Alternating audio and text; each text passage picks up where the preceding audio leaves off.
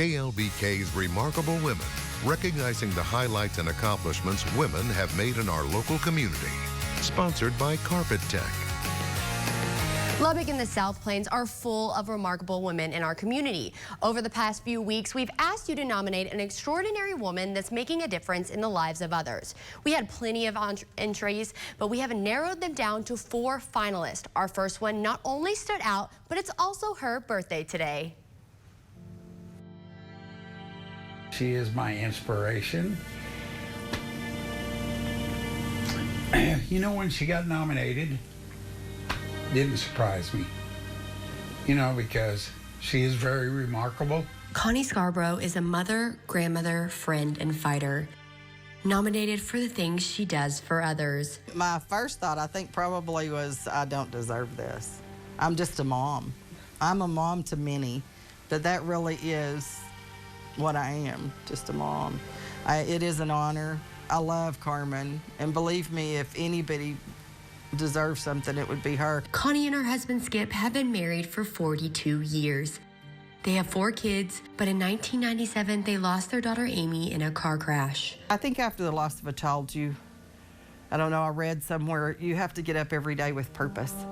And I think that is very much the case. After you lose a child, you have to hit the floor with a purpose. That's when they began taking classes to be foster parents. For the last 20 years, they fostered more than 200 kids, adopting 11 of them. We have had some of the most wonderful children just for a day and some for a lifetime, but it is something that I definitely have a passion about. Having worked with the Texas foster family for 10 years, she hopes to inspire others to help kids in need and change people's lives. We can break that cycle. We can make a difference. I work with all of my biological parents to my kids as well, because if they get these kids back, I want them to do it right.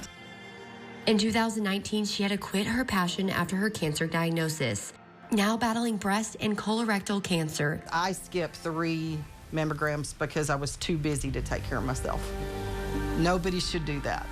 I'm stage 4 because I skipped 3 mammograms. Everybody should go get their mammograms. The one thing I did learn from this, if you have cancer in your family, you take the youngest person. If they're 40 years old, you count back 10 years and you start yours at 30. And I didn't know that until this started, but my mother had breast cancer whenever I was pregnant with my 3rd daughter, but they caught it early. She did the chemo and radiation, and she was good to go. When COVID-19 hit, she had to isolate and quarantine to keep herself safe. I'm sick, and I know it, and so you never know what you have left, and I'd like to spend it all with my kids and grandkids. I think that's one of the hardest. Now using her time to stay healthy and advocate for others to get their annual screenings. Foster if you can. If you can't support a foster family, send them a deal for a meal one night, or offer to go through a class and babysit for them. Not everybody is cut out to be a foster parent, but everybody can make a difference. Keeping her strength thanks to her faith in her family. Your faith grows stronger because you know that God has to handle this, because we're not strong enough. And so I learned from her how to lean on God more to get through this circumstances, whatever it is, through the COVID, through her cancer, just day by day, and that's how she does it. Some days are better than others, and so she struggles through them days, but she gets up and does as much as she can, and then rest. And she's always been a goer. She goes.